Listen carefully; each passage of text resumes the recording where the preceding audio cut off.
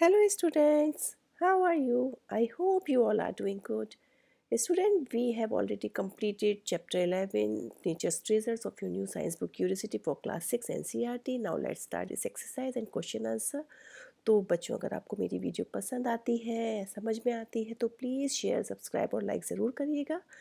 तो इसका हम एक्सप्लेनेशन तो कर ही चुके हैं, हिंदी ट्रांसलेशन पूरा कर चुके हैं। चलिए अब इसकी एक्सरसाइज और क्वेश्चन आंसर कर लेते हैं। Let us enhance our learning. आपका फर्स्ट क्वेश्चन है figure 11.1 shows item related to natural resource match them with their jumbled up name. इसका ये जो आइटम दिए हुए हैं आपको कुछ, इसके जम्बल्ड अप नेम लिखने हैं आपको।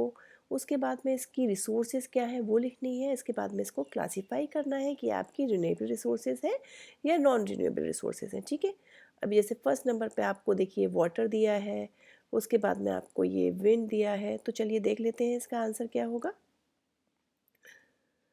ये देखिए, ये है आपका, तो इसमें जंबल वर्ड जैसे कि OCRK का जंबल वर्ड क्या हो जाएगा, रॉक हो जाएगा। रॉक का रिसोर्सेज क्या है बच्चों, रॉक का रिसोर्स क्या है, हमें कहाँ से मिलती है रॉक।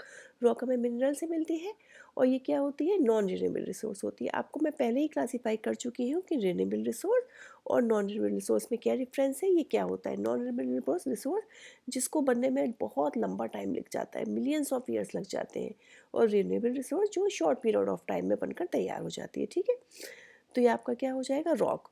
अब इसमें से रॉक की मैचिंग कीजिए, रॉक क्या है आपका, ये वाला आपका रॉक है। ठीक है, अभी ये सेकंड नंबर पे क्या है, ये हो जाएगा आपका फॉरेस्ट। जंबल करेंगे ऐसे, और फॉरेस्ट हमें कहाँ से मिलता है बच्चों, इसका रिसोर्स क्या है, इसका रिसोर्स भी फॉरेस्ट है और ये क्या होता है, रिन्यूएबल रिसोर्स होता है।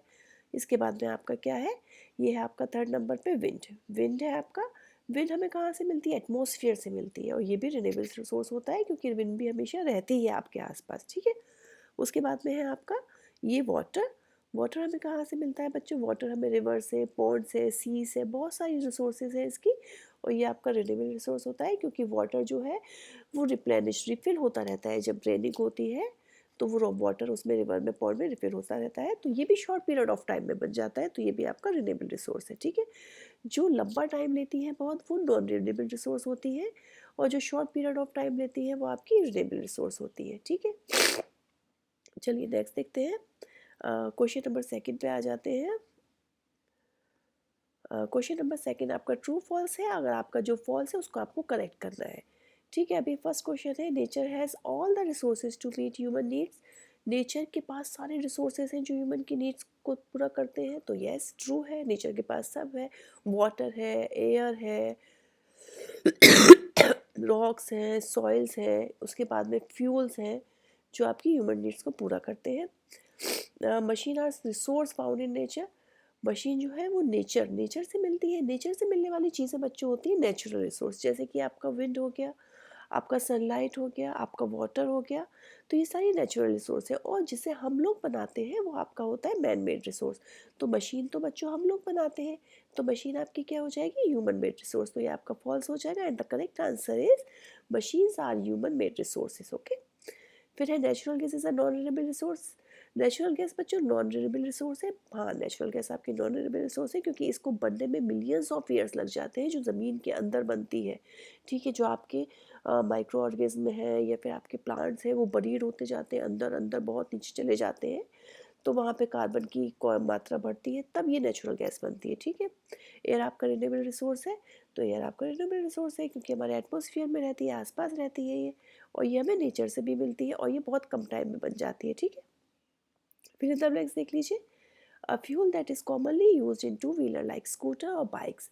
बच्चों जो फ्यूल्स होते हैं, आपका पेट्रोल होता है, डीजल होता है, केरोसिन होता है, एलपीजी होता है, ये आपका एलपीजी नहीं, सीएनजी भी होता है।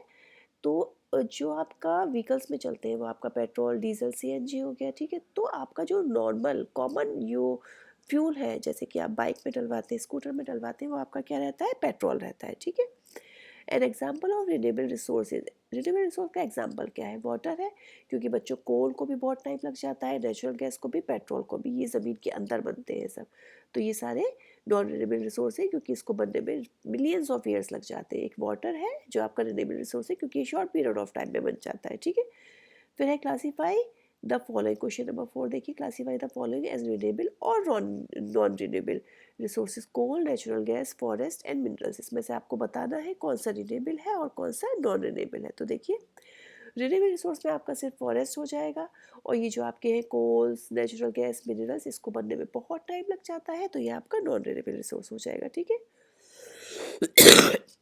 नेक्स्ट क्वेश्चन है आपका, question number 5, why do we say that petroleum is a non renewable resource. हम क्यों कहते हैं कि पेट्रोलियम नॉन रिन्यूएबल रिसोर्स है? तो जैसे कि मैंने आपको बताया था, पेट्रोलियम को बनने में मिलियंस ऑफ ईयर्स लग जाते हैं, और ये कैसे बनते हैं? Remains of micro organism and plant that get बरी डीप इनसाइड द अर्थ।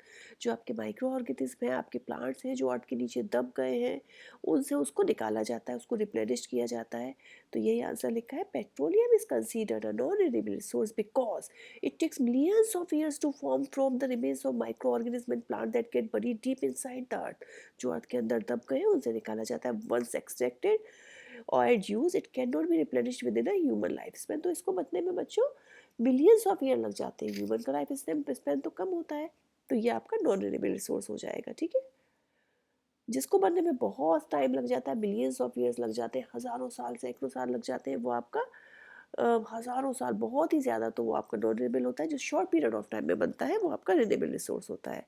जो मैन बनाते हैं, मैन मेड होता है, वो मैन मेड रिसोर्सेज होती हैं। जो हमें नेचर से मिलती हैं वो नेचुरल रिसोर्स होती है। ठीक है, ये सब मैं आपको चैप्टर में बता चुकी हूँ। नेक्स्ट क्वेश्चन देखिए, it is difficult to regrow forest, justify this statement. बच्चों, फॉरेस्ट को अगर आपने काट दिया, ठीक है, ख़त्म कर दिया, तो उसको रिग्रो करना क्या डिफ़िकल्ट होता है? तो yes, difficult, because regrowing forest is difficult because it takes a long time to trees and plant to grow back. Trees और प्लांट को दोबारा लगाने में, ट्रीज को बड़ा होने में बहुत टाइम लग जाता है। और जो आपका फॉरेस्ट है, बहुत सारे different types of animals, plant and micro organism का बना होता है, जो साथ में काम करते हैं। जब फॉरेस्ट को कट कर दिया जाता है, तो ये it hards to bring everything back exactly the way it was. तो उनको वैसे ही लगाना, वैसे ही बिल्कुल दोबारा से उन चीज़ों को लगाना, एनिमल्स, प्लांट्स, इन सबको बहुत मुश्किल होता है। और उसके अलावा वेदर कंडीशन रहती है, सॉइल प्रॉब्लम रहती है, पॉल्यूशन रहता है, जो कि न्यू ट्रीज को ग्रो करने में हेल्प नहीं करता है। ठीक है, वो रोकता है न्यू ट्रीज को ग्रो होने में, बैड कंडीशन, सॉइल प्रॉब्लम। ठीक है, क्वेश्चन नंबर 7 देखिए, make a list of 5 daily activities in which you use natural resources, suggest ways by which you can reduce their use। आपको ऐसी 5 एक्टिविटीज़ बतानी है जिसमें हम नेचुरल रिसोर्स यूज़ करते हैं, और आपको ये भी बताना है कि उनको हम कम कैसे कर सकते हैं। ठीक है, कि उनका यूज़ हम कैसे कम कर सकते हैं। तो जैसे देखिए, आप, हमारा नेचुरल रिसोर्स क्या है? वाटर है। हम वाटर को यूज़ करते हैं, वाटर हमें नेचर से मिलता है। अब इसका यूज़ कम कैसे कर सकते हैं? बहुत सारी चीज़ें, जैसे आप ब्रशिंग योर टीथ, जब भी आप ब्रश कर रहे हैं तो टैप को आप ऑफ रखिए, या शावर ले रहे हैं तो आप बकेट का यूज़ करिए। ठीक है, जब भी आप नहाते हैं तो बकेट का यूज़ करिए। या इसके शावर से नहाते हैं बच्चों तो ज़्यादा पानी खर्च होता है, बकेट से करेंगे तो कम पानी खर्च होगा। उसके अलावा बर्तन धोते में कम पानी खर्च करिए। बहुत सारे हैं इसके, मैंने 2-3 लिख दिए हैं। नेक्स्ट है आपका वॉचिंग टीवी और यूजिंग इलेक्ट्रॉनिक्स। ठीक है बच्चों, तो आपका ये जो रेड्यूस यूज, इसका क्या है? Turn off electronics when not in use. Electricity भी हमारा नेचुरल रिसोर्स है। ठीक है, तो जब भी आपका कुछ भी इलेक्ट्रिक आपका कुछ चल रहा है, तो टर्न ऑफ इलेक्ट्रॉनिक, जब आपका वो यूज़ में नहीं है तो उसको टर्न ऑफ करिए। इसके अलावा एनर्जी सेविंग मोड्स करिए। उसके अलावा switch to LED bulb. LED bulb का यूज़ करिए, क्योंकि बच्चों एलईडी बल्ब क्या करते हैं? They consume less electricity, last longer and are क्या होते हैं? बेटर होते हैं, better for the environment compare to traditional bulb. ठीक है, तो एलईडी क्या करते हैं? आपका लेस इलेक्ट्रिसिटी कंज्यूम करते हैं, तो आप एलईडी का यूज़ कर सकते हैं। इसके अलावा पेपर भी आपको पता है हमें ट्रीज से मिलता है, बैम्बू से मिलता है। तो पेपर का आप, ट्रीज भी क्या है? हमारा नेचुरल रिसोर्स है। तो पेपर का आप दोनों साइड पे यूज़ करिए, उसे रिसाइकिल करिए, और पेपर का जो वेस्ट है वो भी कम करिए। ईटिंग फूड, हमें फूड भी बच्चों नेचुरल रिसोर्स है, क्योंकि हमें सारे वेजिटेबल्स, फ्रूट्स, इसके अलावा नॉन वेज भी है, सब हमें नेचर से मिलता है। तो eat more fruits and vegetables buy local food and avoid wasting food. ठीक है, फूड का वेस्ट करना भी आप कम करिए। ड्राइविंग अ कार, कार जिससे चलती है बच्चों, वो फ्यूल से चलती है, पेट्रोल से, डीजल से, वो भी हमें नेचर से मिलता है। तो आप क्या करिए? वॉक करिए अगर पास में ही आप कहीं जा रहे हैं, या राइड बाइक बाइक का यूज़ करिए, या फिर पब्लिक ट्रांसपोर्ट करिए। पब्लिक ट्रांसपोर्ट जिसमें एक ही व्हीकल में काफ़ी सारे लोग आ जाएंगे, तो उससे पॉल्यूशन भी कम होगा, और आपका फ्यूल जो भी है उसमें पेट्रोल डीजल कुछ भी है वो भी कम लगेगा, ठीक है। फिर नेक्स्ट है आपका list 4 activities that are possible due to the presence of air. 4 activities बताइए जो कि एयर की प्रेजेंस में होती है। तो बच्चों ब्रीदिंग है, हमें ब्रीथ करने के लिए एयर की ज़रूरत होती है। फ्लाइंग है आपका, जो एरोप्लेन्स है बर्ड्स है वो भी एयर की वजह से ही फ्लाई करती हैं। आपका बर्निंग है, आपको किसी भी चीज़ को बर्न करने के लिए बच्चों ऑक्सीजन की ज़रूरत होती है, ठीक है। जैसे कि आप एक कैंडल जलाइए आप, ठीक है, कैंडल जला के अगर आप उसके ऊपर ग्लास रख देंगे कि उस पर एयर नहीं जा पाए तो आप देखिएगा कैंडल आपकी बुझ जाएगी, ठीक है, उसमें फायर बंद हो जाएगी। क्योंकि एयर के लिए मतलब फायर के लिए हमें ऑक्सीजन की ज़रूरत होती है। जब आप ग्लास से उसे ढक देंगे ना कैंडल को, बच्चों आप एक्सपेरिमेंट करिएगा तो वो मतलब कांच का ग्लास लीजिएगा क्योंकि आपको दिख जाएगा तो उसमें ऑक्सीजन नहीं मिलेगी तो फायर वो जलेगी ही नहीं। फिर उसके बाद में साउंड है, साउंड में भी हमें एयर की ज़रूरत होती है। तो नेक्स्ट क्वेश्चन आ जाता है आपका, how can you contribute towards enhancing the green cover of your locality, make a list of action to be taken. तो आप अपनी लोकेलिटी को ग्रीन कैसे कर सकते हैं, बहुत सारी चीज़ें हैं। आप प्लांटिंग ट्रीज करिए, बहुत सारे प्लांट्स लगाइए, गार्डन क्रिएट करिए, वेस्ट को रेड्यूस वेस्ट, जो आपका किचन के जो वेस्ट निकलते हैं ना उनको आप सॉइल पे डालिए। जैसे कि आपका पील होता है, आपकी वेजिटेबल्स के पील होते हैं, उनको आप डस्टबिन में डालने की जगह आप अपने गार्डन में, अगर गार्डन है सॉइल उस पर डालिए। तो उससे क्या होता है, सॉइल की जो है फर्टिलिटी बढ़ती है और प्लांट जो है ईजिली ग्रो करते हैं, ठीक है। फिर दूसरों को इंकरेज करिए। उसके अलावा अवॉइड डिफोरेस्टेशन, पेड़ों को काटना बंद करिए आप, ठीक है। Supports efforts to protect existing trees and forest, okay. Next question पे आ जाते हैं। Next question number 10, in the given illustration we see that food is being cooked, answer the following question, what type of energy is being use. देखिए आप ये देखिए एक figure दिया हुआ है, इसमें खाना बन रहा है तो आपको बताना है ये कौन सी एनर्जी यूज़ हो रही है। तो बच्चों ये देखिए, आप देखिए ये जो लेडी है ये अपने टेरेस पे खड़ी हुई है, ठीक है। तो इसमें कौन सी एनर्जी यूज़ हो रही है, इसमें आपकी सोलर एनर्जी यूज़ हो रही है, जो कि सन से खाना बनता है। सन की प्रेजेंस में ये देखिए कुकर रख के खाना बना रही है ना सोलर हीटर। तो ये आपकी कौन सी एनर्जी हो गई, सोलर एनर्जी हो गई। तो name one benefit and one drawback, इसका एक आप फ़ायदा बताइए और एक इसकी खामी बताइए। इस टाइप की एनर्जी में तो बेनिफिट तो ये है, ये रिन्यूएबल रिसोर्स है क्योंकि हमें नेचर से मिलती है, सनलाइट क्या है नेचर से मिलती है।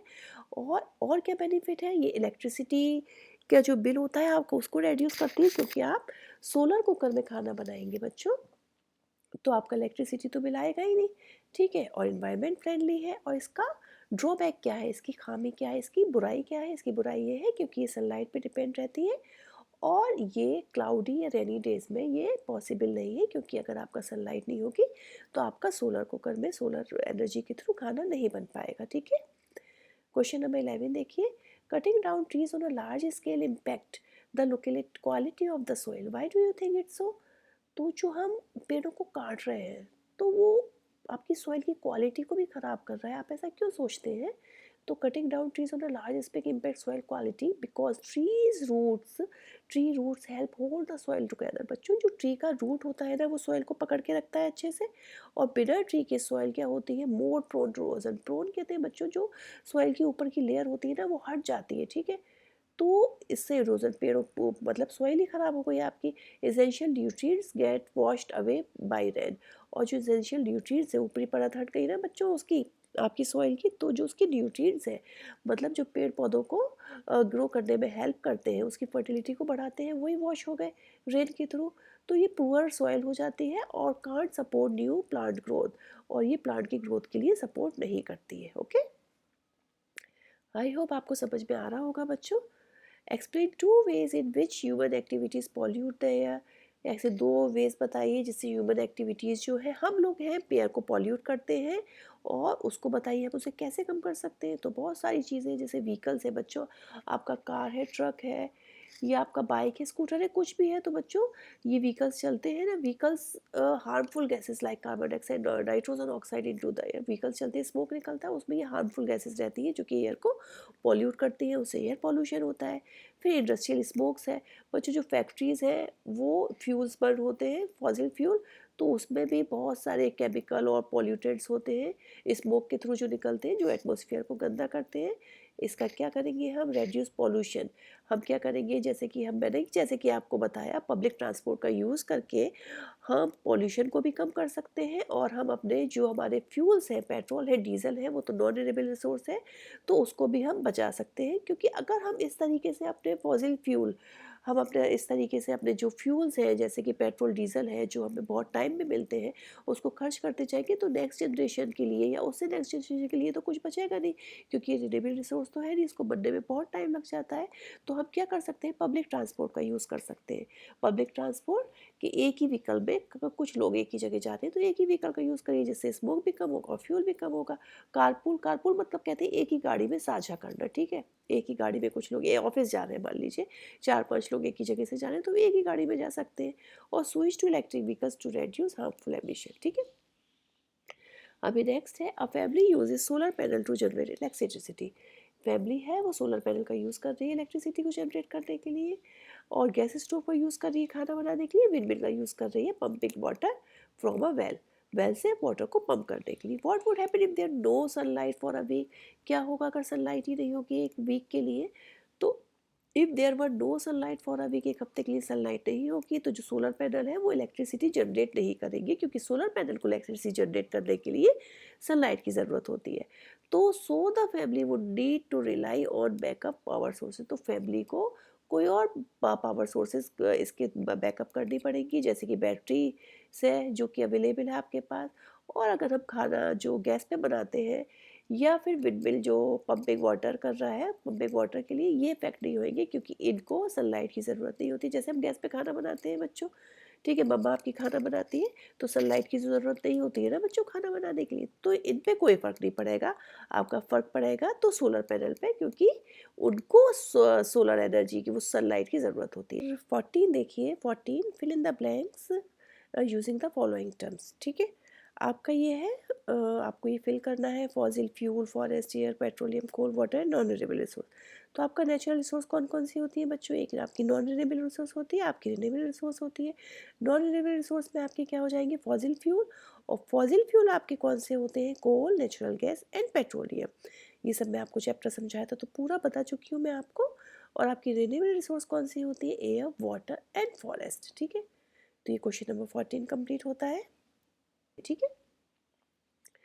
फिर नेक्स्ट क्वेश्चन है, there is an increasing demand of trees to meet the requirement of industries and for housing, therefore trees are being felled, it is justified, discuss and prepare a brief report. आपने देखा होगा कि अभी हम लोगों को या इंडस्ट्रीज को हाउसिंग में ट्रीज की हमारी डिमांड बढ़ती जा रही है, क्योंकि हमें फर्नीचर चाहिए, बेड चाहिए, डाइनिंग टेबल, ये सब चीज़ें चाहिए, वो सब किससे बनती है बच्चों, ट्रीज से ही बनती है।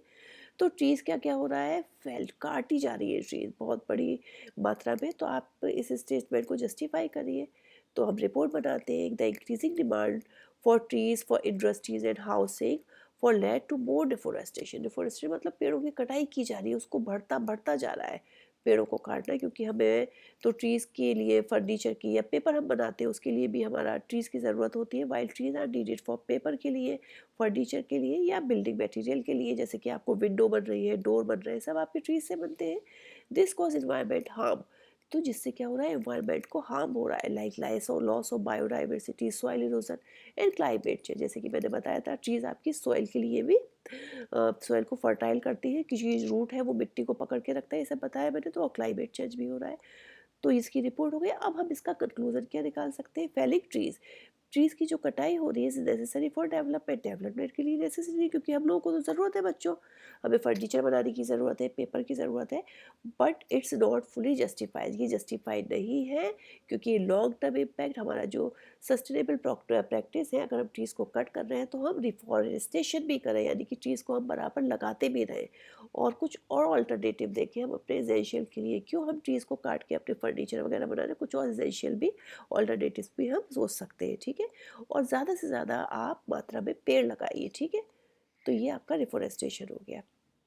Question number 16, propose a plan to use less water at your school. एक प्लान आप बनाइए जिसमें आपके स्कूल में वाटर का कम यूज़ हो। What step would you take to make this plan happen and would it help the environment. तो आप क्या स्टेप्स लेंगे और ये एनवायरनमेंट में आपकी हेल्प करेंगे क्या। तो देखिए, स्टेप्स टू टेक, सबसे पहले आप क्या करेंगे, फिक्स लीक, जो भी आपके पाइप्स हैं उनको चेक करिए कि वो लीकेज तो नहीं हो रहे हैं। फिर इंस्टॉल वाटर सेविंग सर्विस, तो आप क्या करिए, जो टैप है उसमें ये फिक्स करिए कि वो फ्लो, मतलब जो उसका फ्लो है वो लो चले। शावर है आपका, शावर है, टॉयलेट से, टैप से, उनका जो आपका टैप है वो फ्लो, जो आप एकदम तेज़ी से ऑन कर देते हैं ना, बहुत तेज़ी से पानी आता है, तो वो लो हो। फिर इनकरेज वाटर कंजर्वेशन, लोगों को इनकरेज करिए, स्टूडेंट्स को, स्टाफ को, कि वाटर को कंजर्व करके चलें, बचाएं। फिर रेन वाटर हार्वेस्टिंग, जो आपका रेन वाटर होता है उसे कलेक्ट करिए ताकि वो गार्डनिंग में या फिर और किसी और क्लीनिंग पर्पस में यूज़ हो। उसके अलावा रेगुलर मॉनिटरिंग, आप ट्रैक करिए कि वाटर का यूज़ जो है वो सही जगह हो रहा है और वाटर का कंजप्शन कम हो रहा है, ज़्यादा तो नहीं हो रहा। फिर एनवायरनमेंट बेनिफिट क्या है, अगर हम वाटर को वेस्ट होने से बचाएंगे तो ये conserve will help conserve local water resources, और जो आपका lower the school water bill है वो भी आपका लोअर होगा। आपकी reduce energy use for water heating, energy कम होगी, help in preventing water shortage and preserve ecosystem depend on water. ठीक है, तो ये सारे आपके बेनिफिट्स होंगे। इसी के साथ बच्चों ये चैप्टर ख़त्म होता है। अगर आपको कोई भी डाउट है बच्चों तो प्लीज़ पूछिएगा ज़रूर, और अगर आपको अच्छा लगा हो तो आपको सब्सक्राइब, शेयर और लाइक प्लीज़ कर दीजिएगा। ओके बच्चों, okay, have a nice day, good bye.